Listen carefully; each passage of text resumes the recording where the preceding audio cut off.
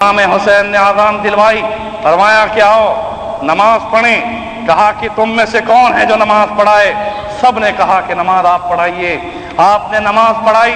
نماز کے بعد آپ نے خطاب کیا، آپ نے 12,000 خطوں کے انبار ان کے سامنے رکھ دیے اور یہ فرمایا کہ کوفہ والو، میں تمہارے اس فریب پر افسوس کرتا ہوں کہ یہ 12,000 خط بتاؤ یہ کن لوگوں کے ہیں؟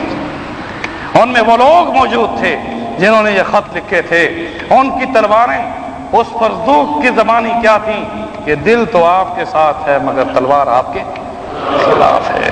میرے دوستوں اور بزرگوں، واقعہ بڑا ہی عظیم المناک ہے۔ یہاں میں کس طرح سے اس کے کن کن کو پہلوؤں کو پیش کروں۔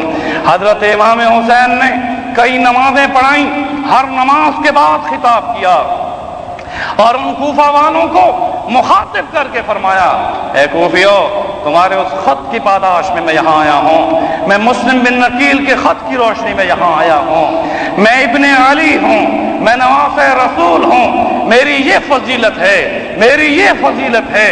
ہر فضیلت کو گن گن کر بتایا۔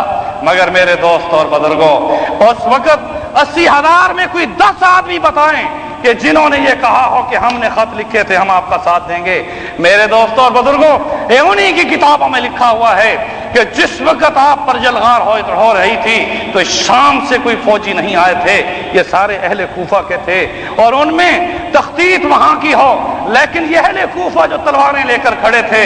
پھر اس کے بعد 3 دن تک پیاس کی شدت میں رہے۔ میرے دوستوں اور بزرگوں، اس پیاس کی شدت میں پانی مانگتے تھے، یہ قوم پانی نہیں دیتی تھی۔